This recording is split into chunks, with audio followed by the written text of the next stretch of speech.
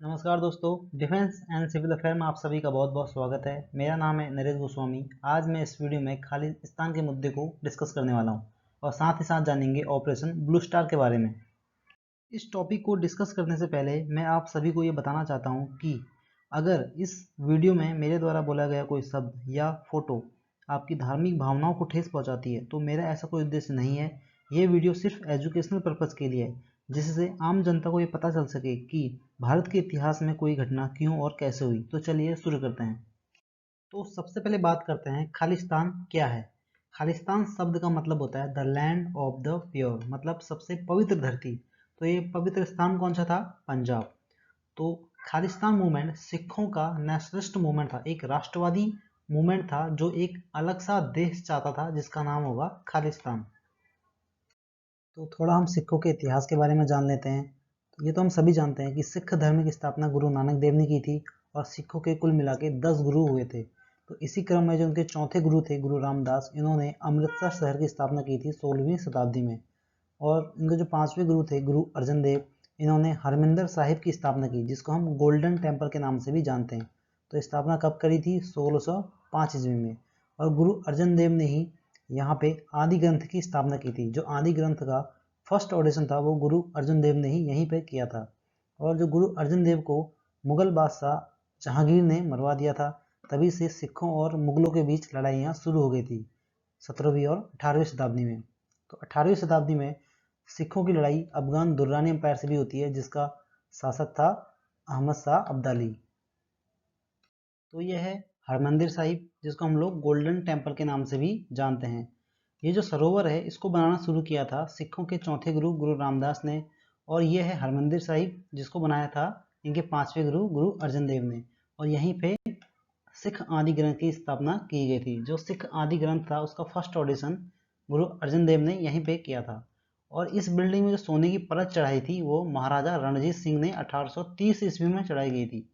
और कहा जाता है कि ये सोने की परत चढ़ाने के लिए 162 किलो सोना लगा था। तो 18वीं सदी में सिखों ने अपने आप को अलग अलग मिसलों में संगठित कर लिया था। ये जो आपको येलो कलर में एरिया दिख रहा है, ये मिसल इस पूरे क्षेत्र में फैली थी। तो इन मिसलों को एकीकृत किसने किया? महाराजा रणजीत सिंह ने। महाराजा रणजीत सिंह ने 1799 में इन मिसलों को एकीकृत करके सिख एम्पायर की स्थापना की। और ये एम्पायर लगभग 50 सालों तक चला, 1849 तक। इनकी राजधानी थी लाहौर। अब सिख एम्पायर अंग्रेजों से हार गया था। दो एंग्लो सिख वॉर हुए थे। इन दो लड़ाइयों में हारने के बाद सिख एम्पायर अलग अलग हिस्सों में टूट गया। फिर अंग्रेजों ने इस पूरे एरिया को पंजाब प्रोविंस की तरह एडमिनिस्ट्रेट किया। अब यह दो हिस्सों में बट गया है, भारत और पाकिस्तान। आज़ादी के बाद ज़्यादातर पंजाब पाकिस्तान में चला गया है। अब हम बात करते हैं 20वीं शताब्दी की। तो अकाली दल की स्थापना होती है 1920 में। यह एक पॉलिटिकल आर्म था एसजीपीसी का, शिरोमणि गुरुद्वारा प्रबंधक कमेटी का एक पॉलिटिकल आर्म था। 1947 में इसने यह देखा कि जो पंजाब है जहाँ सिख लोग रहते थे वह अब दो हिस्सों में बट गया है। एक चला गया है पाकिस्तान में और दूसरा भारत में। और यहाँ पर सबसे ज़्यादा नुकसान सिखों का ही हुआ है, क्योंकि पाकिस्तान में सिखों की काफ़ी ज़्यादा संख्या थी। वहाँ से वे लोग भारत आए थे। इस माइग्रेशन में बहुत खून खराबा हुआ था। तो सिखों को लगा कि इन सब में सबसे ज़्यादा नुकसान हमारा हुआ है। एक तो हमारा एरिया दो हिस्सों में बट गया है और दूसरा हमारे कई लोग मारे गए हैं। तो ऐसे में सिखों ने एक सिख मेजोरिटी स्टेट का दावा पेश किया। तो 1956 में एक कमेटी बनाई गई थी, एसआरसी, स्टेट रीऑर्गेनाइजेशन कमीशन, जिसकी रिपोर्ट के आधार पर भारत में अलग अलग स्टेट बनाए गए थे। तो इस कमेटी ने सिखों के इस मांग को पूरी तरह से खारिज कर दिया था। तो ये सिखों के लिए एक बहुत बड़ा झटका था। तो सिखों को लगा कि हमारे जो रिसोर्सेज हैं, जो संसाधन हैं, पानी, नदी, डैम्स, उन सभी पर पहला हक सिखों का होना चाहिए। ऐसे कारणों से वहाँ के लोगों ने ऑटोनॉमी की डिमांड शुरू कर दी। उन्हें लगा ठीक है, हमें एक अलग राज्य तो नहीं मिला लेकिन ऑटोनॉमी मिलनी चाहिए। और यहीं से शुरू होता है खालिस्तान मूवमेंट। कई लोग चाहते थे कि खालिस्तान बनना चाहिए, या तो वो पूरी तरह से आज़ाद हो या पूरी तरह से ऑटोनोमस हो, पूरी तरह से स्वायत्त हो। तो कुछ ग्रुप कहते थे कि आज़ादी होनी चाहिए, लेकिन ज़्यादातर ऑटोनॉमी ही चाहते थे। तो ये है पंजाब का मैप 1951 से लेकर 1966 तक। 1951 में पंजाब, हरियाणा, पंजाब और हिमाचल प्रदेश को मिलकर बना हुआ था। 1956 में जाके सरकार ने हिमाचल प्रदेश को एक केंद्र शासित प्रदेश बना दिया। अब पंजाब में हरियाणा और पंजाब शामिल थे। तो इस एरिया में अगर आप देखो तो मेजॉरिटी थी हिंदी भाषी लोगों की और एक साइजेबल माइनॉरिटी थी सिखों की। और अगर आप सिर्फ इसी एरिया में देखो तो इसमें मेजॉरिटी थी सिखों की, पंजाबी भाषी लोगों की। तो 1956 में अकाली दल ने यह देखा कि पूरे भारत में भाषा के आधार पर राज्यों का बंटवारा हो रहा था। तो अकाली दल ने सरकार के सामने ये मांग रखी कि अगर आप भारत में भाषा के आधार पर ही राज्यों का बंटवारा कर रहे हो तो यहाँ पर भी भाषा के आधार पर राज्यों का बंटवारा होना चाहिए। फाइनली 10 साल बाद 1966 में सरकार ने अकाली दल की बात मानी और 1966 में जाके पंजाब राज्य बनाया गया और चंडीगढ़ को इन दोनों की कॉमन कैपिटल बनाई गई। तो खालिस्तान के मूवमेंट को बढ़ावा दिया डायस्पोरा ने। डायस्पोरा का मतलब होता है अप्रवासी भारतीय, जिसको हम NRI भी कहते हैं। तो इस डायस्पोरा में एक बहुत बड़ी संख्या थी सिखों की जो यूके, कनाडा और USA में रहती थी। तो 1970 के दशक में जाके अकाली दल के कुछ दिग्गज नेता जैसे जगजीत सिंह चौहान और इनके कुछ सपोर्टर्स यूके, कनाडा और USA में जाके ये बोलते हैं कि हमको एक अलग सा देश चाहिए जिसके लिए पैसों की ज़रूरत होगी। और 1970 में उन्होंने वहाँ डोनेशन ड्राइव चलाया और 1971 में जाके उन्होंने USA के अखबारों में ये घोषणा कर दी कि खालिस्तान एक अलग सा देश है जिसकी एक अलग सी कंट्री है, करेंसी है। यहाँ ध्यान देने वाली बात यह है कि अकाली दल ने कभी भी एक अलग कंट्री की मांग नहीं की थी।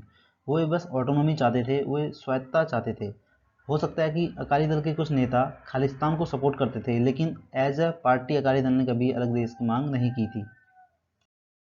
तो अब हम बात करते हैं आनंदपुर साहिब रेजुलेशंस 1973 की।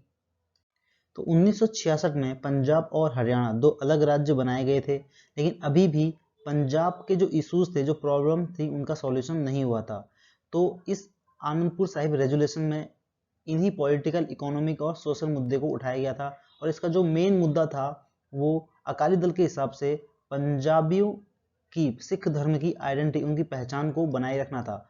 और इनका कहना था कि राज्यों के ऊपर केंद्र की जो शक्तियां हैं उनको वो कम होनी चाहिए और राज्यों को कानून बनाने का अधिकार ज़्यादा होना चाहिए।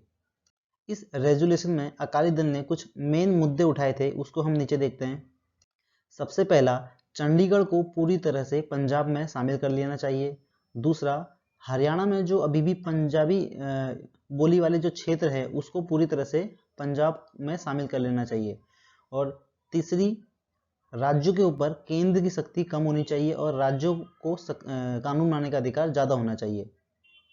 चौथा, पंजाब में लैंड रिफॉर्म होने चाहिए और पंजाब में औद्योगिकरण को बढ़ावा दिया जाना चाहिए और जो गरीब लोग हैं उनके ऊपर ध्यान दिया जाना चाहिए।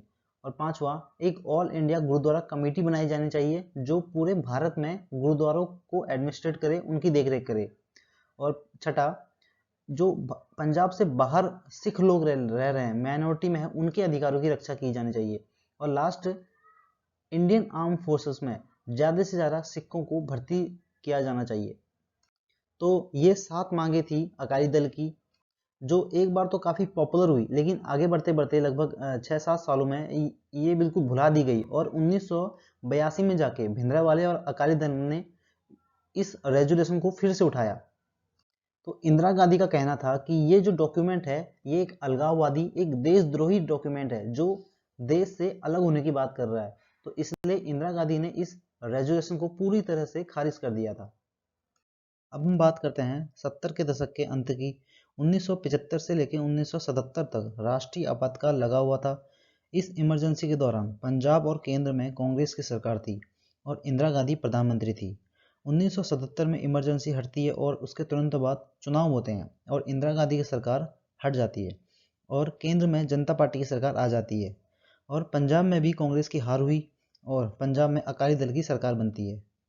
अब पंजाब में अकाली दल बहुत पावरफुल हो रहा था। ऐसे में कांग्रेस को एक ऐसे लीडर की ज़रूरत थी जो अकाली दल को काट सके। ये लीडर ऐसा होना चाहिए जिसकी बातों से लोग उसकी ओर आकर्षित हो और सिखों का वोट डिवाइड हो जाए। तो इसी कारण से उदय होता है भिंडरावाले का। तो भिंडरावाले कौन थे? तो भिंडरावाले का पूरा नाम था जरनैल सिंह भिंडरावाले। लोग इनको संत की उपाधि भी देते हैं क्योंकि ये सिख धर्मगुरु थे। इन्होंने दमदमी टकसाल से पढ़ाई की थी और 1977 में इनको दमदमी टकसाल का अध्यक्ष बना दिया जाता है। दमदमी टकसाल क्या है? दमदमी टकसाल सिख एजुकेशनल ऑर्गेनाइजेशन है जिसका हेडक्वार्टर अमृतसर शहर से लगभग 40 किलोमीटर दूर स्थित है। और दमदमी टकसाल का पूरे सिख धर्म में बहुत ज़्यादा महत्व है। जैसे ही भिंडरावाले को दमदमी टकसाल का अध्यक्ष बनाया जाता है, तब से भिंडरावाले फेमस होना शुरू हो जाते हैं। और अध्यक्ष बनते ही भिंडरावाले ने सबसे पहले निरंकारी सिखों का विरोध किया। उनके बीच में काफ़ी लड़ाइयाँ झड़पें हुई। 1978 की झड़प में लगभग 14 से 15 लोग मारे गए थे। अब निरंकारी सिख और आम सिखों के बीच क्या अंतर है? सिखों के 10वें गुरु थे गुरु गोविंद सिंह। इन्होंने कहा था कि अब मेरे बाद कोई भी जीवित इंसान गुरु नहीं होगा। गुरु ग्रंथ साहिब ही अनंत काल तक गुरु बने रहेंगे। तो निरंकारी सिख इस बात को नहीं मानते। उनका मानना है कि अभी भी जीवित गुरु हो सकते हैं, कोई इंसान गुरु बन सकता है। तो ये एक मेजर डिफरेंस है निरंकारी सिख और आम सिखों के बीच। तो भिंडरावाले को निरंकारी सिखों की विचारधारा से परेशानी थी, इसलिए उनके बीच काफ़ी झड़पें होती हैं। ऐसे माहौल में भिंडरावाले उभर कर आते हैं। इस फोटो में आप देख रहे हैं, ये है जर्नैल सिंह भिंडरावाले। तो ज्ञानी जेल सिंह जो पंजाब के चीफ मिनिस्टर रह चुके थे 1970 के दशक में, इन्होंने संजय गांधी को ये आइडिया दिया कि हम जर्नैल सिंह भिंडरावाले को सपोर्ट करना शुरू कर देते हैं। संजय गांधी जो कि इंदिरा गांधी के छोटे बेटे थे, इन्होंने और जेल सिंह ने मिलकर जर्नैल सिंह भिंडरावाले को सपोर्ट करना शुरू किया। इन्हें पैसे वगैरह देना शुरू किए और कहा कि आप अकाली दल के विरोध में जाइए और जैसे तैसे अकाली दल की पावर को कम करें। अब कांग्रेस को ये भी नहीं पता था कि आगे चलकर ये व्यक्ति उन्हीं के खिलाफ हो जाएगा और ये इतना खतरनाक रूप ले लेगा कि पंजाब में स्थिति संभालनी मुश्किल हो जाएगी। तो शुरुआत क्यों करी गई थी? पॉलिटिक्स के कारण, कि चुनाव में अकाली दल को कमजोर किया जा सके। तो ये है भिंडरावाले की कुछ तस्वीरें। भिंडरावाले अपने अनुयायियों के लिए तो एक संत थे, पर कई लोग इनको सोल्जर भी कहते थे, इसलिए इनको सेंट सोल्जर की उपाधि दी गई। ये जब भी कहीं जाते थे तो इनके साथ इनके कई समर्थक हथियार लिए चलते थे। तो इनकी शुरुआत तो एक धार्मिक गुरु और एक पॉलिटिकल लीडर के रूप में हुई थी, पर आगे चलकर ये एक एक्सट्रीमिस्ट बन गए, एक उग्रवादी बन गए। अब हम बात करते हैं कि पंजाब में स्थिति बिगड़नी कैसे शुरू हुई। 1980 में केंद्र में जनता पार्टी की सरकार टूट जाती है और फिर से चुनाव होते हैं और केंद्र में कांग्रेस की सरकार आ जाती है। और पंजाब में भी चुनाव होते हैं और पंजाब में भी कांग्रेस जीत जाती है और कांग्रेस अपना सीएम बनाती है दरबारा सिंह को। दरबारा सिंह भिंडरावाले की गतिविधियों से परेशान थे, ये इनके खिलाफ थे। इनका मानना था कि हमको भिंडरावाले पे कंट्रोल करना होगा। लेकिन कांग्रेस के जो दूसरे दिग्गज नेता थे, ज्ञानी जेल सिंह और संजय गांधी, ये भिंडरावाले के सपोर्ट में थे। क्योंकि इन्होंने ही इसको खड़ा किया था। 1980 में बाबा गुरबचन सिंह की हत्या कर दी जाती है, जो निरंकारी सिखों के लीडर थे, और इनकी हत्या का आरोप भिंडरावाले और उनके कुछ सपोर्टर्स के ऊपर जाता है। 1981 में जनगणना की शुरुआत होती है और इस जनगणना में सबसे बड़ा मुद्दा उभर कर सामने आता है भाषा का। क्योंकि अगर पंजाब में लोग पंजाबी को अपनी मातृभाषा बताते हैं तब तो कुछ प्रॉब्लम नहीं थी, लेकिन अगर पंजाब में मैक्सिमम लोग अगर हिंदी को अपनी मातृभाषा बताते हैं तब पंजाबी की अहमियत कम हो जाती। एक न्यूज़पेपर था पंजाब केसरी, इसके जो एडिटर थे लाला जगत नारायण, इन्होंने अपने लेख में ये लिखा कि जो लोग हिंदू हैं वो हिंदी को अपनी मातृभाषा बताएं, ना कि पंजाबी को। इससे भिंडरावाले नाराज हो गया और लाला जगत नारायण की हत्या कर दी गई और इसकी हत्या का आरोप भी भिंडरावाले और उसके सपोर्टर्स पे गया। लाला जगत नारायण की हत्या के बाद पंजाब में स्थिति दिन प्रतिदिन बिगड़ती गई और कुछ दिनों तक तो भिंडरावाले को अरेस्ट ही नहीं किया गया, कि ये बोलकर कि हमारे पास इसके खिलाफ कोई सबूत नहीं है। फाइनली जब प्रेशर बढ़ा, जगह जगह पर आंदोलन हुए, तब जाके भिंडरावाले को अरेस्ट किया गया और 2 या 3 दिन बाद इनको छोड़ दिया गया, क्योंकि भिंडरावाले के समर्थकों ने जगह जगह पे हिंसा करनी शुरू कर दी थी। इस अरेस्ट के बाद भिंडरावाले और ज़्यादा पॉपुलर हो गया। तो अकाली दल को लगता है कि भिंडरावाले काफ़ी पॉपुलर हो रहा है, उनसे एक कदम आगे निकल रहा है। तो अकाली दल जिसके लीडर थे संत हरचंद सिंह लोंगोवाल, इन्होंने भिंडरावाले से हाथ मिला लिया और 1982 में इन दोनों ने धर्म युद्ध मोर्चा शुरू किया। इस धर्म युद्ध मोर्चा में इन्होंने आनंदपुर साहिब रेजुलेशन को फिर से उठाया, इनकी मांगों को फिर से उठाया और पंजाब में जगह जगह पर आंदोलन करने शुरू कर दिए। पंजाब में उस वक्त सरकार थी कांग्रेस की और सीएम थे दरबारा सिंह। दरबारा सिंह ने इन आंदोलनों को दबाने के लिए हैवी क्रैकडाउन शुरू कर दिया, जिसमें लगभग 100 से ज़्यादा सिखों की मौत हुई और हजारों से ज़्यादा लोगों को गिरफ्तार कर लिया गया। ये क्रैकडाउन डीआईजी एएस अटवाल की अगुवाई में किए गए थे। नवंबर 1982 में अकाली दल ने कहा कि अब वो आंदोलन करेंगे दिल्ली में, क्योंकि दिल्ली में होने वाले थे एशियन गेम, और एशियन गेम भारत की इज्जत का सवाल थे। कई सालों बाद इतना बड़ा इवेंट भारत में होने जा रहा था और सरकार चाहती थी कि ये इवेंट सफलता और शांतिपूर्वक हो जाए। इसलिए सरकार ने हरियाणा पंजाब के बॉर्डर पर सिक्योरिटी को बढ़ा दिया। जो भी पंजाब से हरियाणा में इंटर होता उसकी तलाशी ली जाती थी, खासतौर पर सिखों की। तो ऐसे में सरकार से कई लोग नाराज हो गए। कई बार सीनियर रिटायर आर्मी और एयरफोर्स ऑफिसर की भी तलाशी ली गई जो अपने ऑफिशियल काम से दिल्ली जा रहे थे। अप्रैल 1983 में डीआईजी एस अटवाल की हत्या कर दी गई गोल्डन टेम्पल की सीढ़ियों में, और वहाँ की लोकल पुलिस में भिंडरावाले का इतना खौफ था कि अगले 2 घंटों तक डीआईजी एस अटवाल की बॉडी को उन सीढ़ियों से कोई उठाने गोल्डन टेम्पल के अंदर दाखिल ही नहीं हुआ।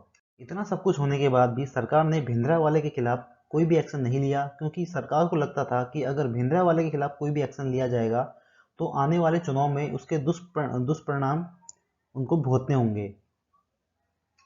अक्टूबर 1983 में भिंडरावाले के सपोर्टर्स ने एक बस में 6 हिंदुओं को मार डाला, और फाइनली इस घटना के बाद जगह जगह पर आंदोलन होने शुरू हुए, और इस घटना के बाद सरकार हरकत में आई, और इसी घटना के बाद पंजाब में प्रेसिडेंट रूल को लगा दिया गया था। अब ज्ञानी जैल सिंह और संजय गांधी का जो प्लान था वो फेल हो चुका था, क्योंकि भिंडरावाले अब उनके कंट्रोल में नहीं था। वो अब अपनी मर्जी से काम कर रहा था। तो ऐसी स्थिति में भिंडरावाले और उनके सपोर्टर्स ने हरमंदिर साहिब कॉम्प्लेक्स के अंदर हथियारों को जमा करना शुरू कर दिया। ट्रक भर भर के हथियार आते थे और उनको हरमंदिर साहिब कॉम्प्लेक्स में उतारा जाता था। लोकल पुलिस के पास इतनी हिम्मत नहीं थी कि वो इन गतिविधियों को रोक सके। 15 दिसंबर 1983 को भिंडरावाले और उनके सपोर्टर्स ने अकाल तख्त पे कब्जा कर लिया। ये इस फोटो में आप देख रहे हो, ये है अकाल तख्त। यह हरमंदिर साहिब कॉम्प्लेक्स के अंदर ही एक बिल्डिंग है। ऐसी स्थिति में इंदिरा गांधी ने अपने वरिष्ठ कांग्रेस के नेता नरसिम्हा राव को शांति वार्ता के लिए भेजा। उन्होंने बात करी अकाली दल के लीडर से, और अकाली दल ने बात करी भिंडरावाले से। अकाली दल तो मान गया, क्योंकि सरकार आनंदपुर साहिब रेजोल्यूशन की कुछ शर्तें मानने को तैयार हो गई थी, लेकिन भिंडरावाले ने इस प्रपोजल को पूरी तरह से रिजेक्ट कर दिया था। ये है हरमंदिर साहिब कॉम्प्लेक्स, और ये है दरबार साहिब, और इसी को गोल्डन टेम्पल भी कहते हैं। और ये है अकाल तख्त। अकाल तख्त एक तख्त है, यानी एक बैठने का स्थान है, लेकिन यहाँ पर सिर्फ सिखों के धार्मिक गुरु ही बैठ सकते हैं। और इसे जब बनवाया गया था तो इसे मुगल बादशाह के तख्त से 1 फीट ऊंचा बनाया गया था। ये मैसेज पहुंचाने के लिए कि जो धर्म है वो राजा या बादशाह सबसे ऊपर है, राजा या बादशाह धर्म से ऊपर नहीं होते। और इसी अकाल तख्त पे भिंडरावाले ने कब्जा कर लिया था और यहाँ हथियार भरना शुरू कर दिया था। और इस वक्त तक 1983 से 1984 में पंजाब की हालत बिगड़ती जा रही थी। कई बार हिंदू और सिखों के बीच छोटी छोटी झड़पें होती जाती थी, छोटे छोटे दंगे होते जाते थे। हरियाणा जैसे राज्यों में भी कई गुरुद्वारों पर हमले किए गए और कई सिखों की हत्याएं हुई, और पंजाब में भी कई हिंदुओं की हत्याएं हुई। तो इस तरह की घटनाएं लगातार चली जा रही थी। ऑपरेशन ब्लू स्टार से पहले पूरे पंजाब की हालत बहुत ख़राब थी। ऐसे हालात में सरकार ने 1 जून 1984 को पंजाब में कर्फ्यू लगा दिया और पूरी तरह से कम्युनिकेशन ब्लॉकेट कर दिया था। अब पंजाब में ना कोई आ सकता था और ना कोई पंजाब से बाहर जा सकता था। और 1 जून के बाद आर्मी व पैरामिलिट्री ने पंजाब के अलग अलग शहरों में बढ़ना शुरू किया, खासतौर पर अमृतसर शहर में। वहाँ से न्यूज़ रिपोर्टर्स को भी बस में बिठाकर रवाना कर दिया था। अब हम बात करते हैं ऑपरेशन ब्लू स्टार के बारे में। इंडियन आर्मी द्वारा भिंडरावाले के ऊपर चलाया गया ऑपरेशन का एक कोड नेम था। कुछ लोग कहते हैं कि यह 1 से 8 जून 1984 तक चला था, लेकिन जो मेन लड़ाई थी वो 3 से 6 जून 1984 को ही हुई थी। तो इस मिशन का उद्देश्य क्या था? इसका उद्देश्य था हरमिंदर साहिब कॉम्प्लेक्स के अंदर जितने भी आतंकवादी छुपे हुए हैं, जिनका नेता है भिंडरावाले, इनको मार दिया जाए या इनको वहाँ से बाहर निकाल दिया जाए। क्योंकि पंजाब में जितनी भी हिंसक गतिविधियां हो रही थी उनका नेतृत्व भिंडरावाले कर रहा था, और भिंडरावाले इनको कंट्रोल कर रहा था अकाल तख्त से, जो हरमिंदर साहिब कॉम्प्लेक्स के अंदर स्थित है। भिंडरावाले ने अकाल तख्त को ही क्यों चुना? क्योंकि भिंडरावाले जानता था आर्मी या पुलिस अकाल तख्त के अंदर इंटर नहीं कर सकती, क्योंकि अगर वो ऐसा करती है तो सिखों की धार्मिक भावनाओं को ठेस पहुंचेगी। 3 जून 1984 को इंडियन आर्मी ने हरमिंदर साहिब कॉम्प्लेक्स को चारों ओर से घेर लिया। 3 जून 1984 को सिखों के 5वें गुरु गुरु अर्जुन देव का शहीद दिवस था, इसलिए आम दिन के अपेक्षा इस दिन कुछ ज़्यादा लोग यहाँ माथा टेकने आते हैं, काफ़ी भीड़ लगी रहती है। हालांकि इंडियन आर्मी बाहर से अनाउंसमेंट कर रही थी कि जो जो दर्शन के लिए आया है वो सभी बाहर आ जाए, लेकिन भिंद्रावाले और उसके समर्थकों ने इन सभी को अंदर ही कैद कर लिया, किसी को बाहर नहीं जाने दिया। इंडियन आर्मी की तरफ से ऑपरेशन ब्लू स्टार को लीड कर रहे थे मेजर जनरल कुलदीप सिंह बरार, और हरमंदिर साहिब के अंदर जो मिलिटेंट थे इनको लीड कर रहे थे आर्मी के रिटायर मेजर जनरल साहबेग सिंह। और साहबेग सिंह ही ने इन मिलिटेंट को ट्रेनिंग दी थी। मेजर जनरल साहबेग सिंह ने भारत पाकिस्तान वॉर ऑफ 1971 के दौरान बांग्लादेश की जो मुक्ति वाहिनी सेना थी इनको ट्रेन किया था।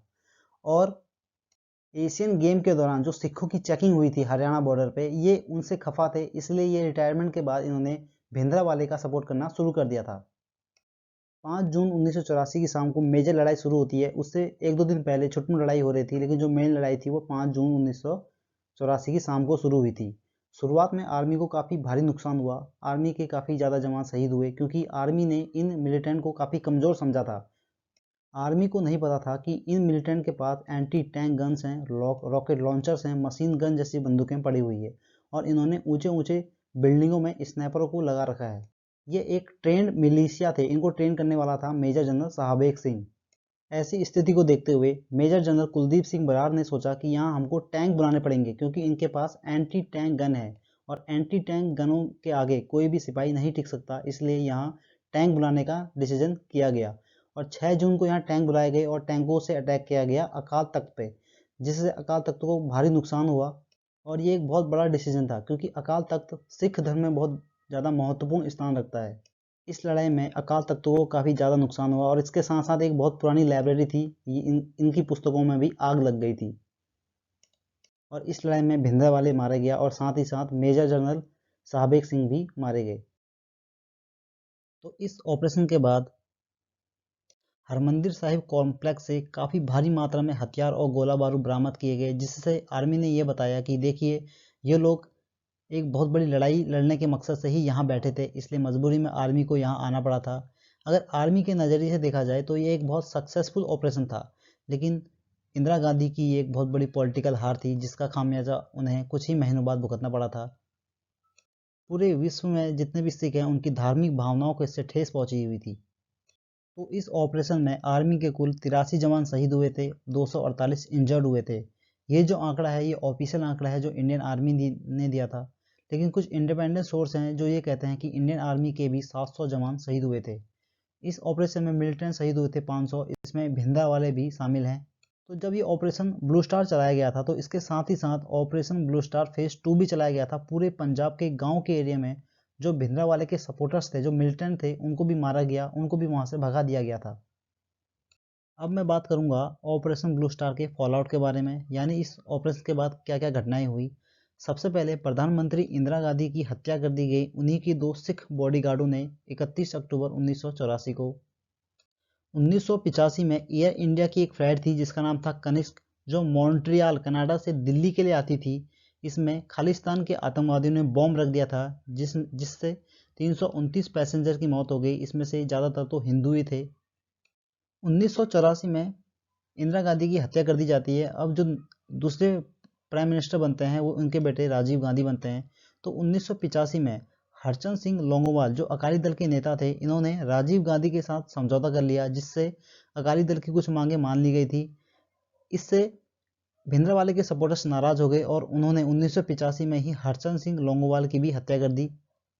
तो ऑपरेशन ब्लू स्टार के टाइम पे जो आर्मी के चीफ थे जनरल एएस वैद्या, इनकी भी हत्या कर दी गई थी 1986 में।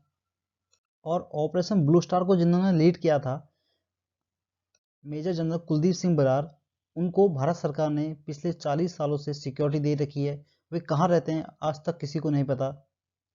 तो 31 अक्टूबर 1984 प्रधानमंत्री इंदिरा गांधी की हत्या के बाद पूरे देश में जगह जगह पर सिख विरोधी दंगे शुरू हो जाते हैं। सबसे ज़्यादा दंगे दिल्ली में होते हैं, जिसमें लगभग 3000 सिखों को मार दिया जाता है। यह आंकड़ा 2.5 से 3000 बताया जाता है। इन दंगों को भड़काने के लिए दिल्ली के 2 लोकल लीडर सज्जन कुमार और जगदीश टाइटलर को जिम्मेदार ठहराया जाता है। इन दोनों के खिलाफ कई सालों से मुकदमे चल रहे हैं। कांग्रेस इनको कई बार मंत्री पद से हटा भी चुकी है और इनके खिलाफ अभी भी मुकदमे चल रहे हैं। यह हैं सज्जन कुमार और यह है जगदीश टाइटलर। तो क्या भिंद्रवाले की मौत के बाद और ऑपरेशन ब्लू स्टार के बाद पंजाब में मिलिटेंसी पूरी तरह से खत्म हो गई? इसका आंसर है जी नहीं। कुछ समय बाद मिलिटेंट ने हरमिंदर साहिब के अंदर फिर से रहना शुरू कर दिया था। उन्होंने वहां फिर से कब्जा कर दिया था और एक नहीं 2 बार इनके खिलाफ ऑपरेशन चलाना पड़ा था और इस ऑपरेशन का नाम था ऑपरेशन ब्लैक थंडर। पहला ऑपरेशन ब्लैक थंडर 1 1986 में चलाया गया था और दूसरा 1988 में चलाया गया था। इनका भी लक्ष्य क्या था? जो हरमिंदर साहिब में आतंकवादी छुपे हुए हैं इनको वहां से खदेड़ देना या उनको मार देना। लेकिन इस बार सरकार द्वारा ये ऑपरेशन काफ़ी सावधानी पूर्वक चलाया गया था। पहली बात, इस ऑपरेशन को लीड किया था एक senior IPS officer KPS Gill को। इनकी मौत 2017 में ही हुई है और यहाँ पे नेशनल सिक्योरिटी गार्ड को इन्वॉल्व किया गया था और मीडिया को देखने के लिए इस ऑपरेशन को पूरी तरह से अलाउ किया गया और साथ ही साथ ये ध्यान रखा गया कि किसी भी बिल्डिंग को कोई भी डैमेज ना हो। तो ये वाला ऑपरेशन एक सक्सेसफुल ऑपरेशन माना जाता है आर्मी के नज़रिए से भी और पॉलिटिक्स के नज़रिए से भी। अब मैं बात करूंगा पंजाब में मिलिटेंसी की। ऑपरेशन ब्लू स्टार के बाद भी पंजाब में मिलिटेंसी पूरी तरह से ख़त्म नहीं हुई थी और ये लगभग 10 सालों तक चलती रही। 1992 तक पंजाब में राष्ट्रपति शासन लगा रहा और पंजाब में मिलिटेंसी का ये जो 10 साल का फेज था इसमें पाकिस्तान ने खालिस्तान के सपोर्टर को सपोर्ट करना शुरू कर दिया और आईएसआई ने बब्बर खालसा जैसे आतंकवादियों को ट्रेन करना और इनको सपोर्ट देना शुरू कर दिया था। आईएसआई की पूरी कोशिश थी कि भारत में खालिस्तान का जो मुद्दा है ये भड़काया जाए, लेकिन आर्मी ने यहाँ अपना ऑपरेशन चलाया, ऑपरेशन बुडरोज, जो लगभग 8 सालों तक चलता रहा, 1984 से लेकर 1992 तक। इस ऑपरेशन बुडरोज में आर्मी और पुलिस ने मिलकर मिलिटेंसी के खिलाफ एक भारी क्रैकडाउन किया और इस क्रैकडाउन में लगभग 10,000 नौजवानों को मारा गया और इस क्रैकडाउन में आर्मी और पुलिस पे काफ़ी ह्यूमन राइट अब्यूजेस के चार्ज भी लगे गए। लेकिन फाइनली ये ऑपरेशन बुलडोज सक्सेसफुल था क्योंकि 90 के दशक के बीच में लगभग 1994 और 95 आते आते पंजाब में मिलिटेंसी लगभग पूरी तरह से ख़त्म हो चुकी थी। 92 में राष्ट्रपति शासन को हटाया जाता है और चुनाव होते हैं और यहाँ पे कांग्रेस फिर से सत्ता में आ जाती है और चीफ मिनिस्टर बनते हैं बयान सिंह और लगभग 3 साल बाद चीफ मिनिस्टर बयान सिंह की भी हत्या कर दी जाती है। अभी भी मिलिटेंसी थोड़ी बहुत बची थी लेकिन आमतौर पर देखा जाए तो पंजाब में शांति स्थापित हो चुकी थी 1995 1996 आते आते। तो ये था ऑपरेशन ब्लू स्टार और खालिस्तान का मुद्दा। उम्मीद करता हूँ इस वीडियो में आपको काफ़ी कुछ जानने और सीखने को मिला होगा। वीडियो पसंद आया हो तो वीडियो को लाइक कीजिए, चैनल को सब्सक्राइब कीजिए और इस वीडियो को ज़्यादा से ज़्यादा शेयर कीजिए। Thank you for watching this video. God bless you all.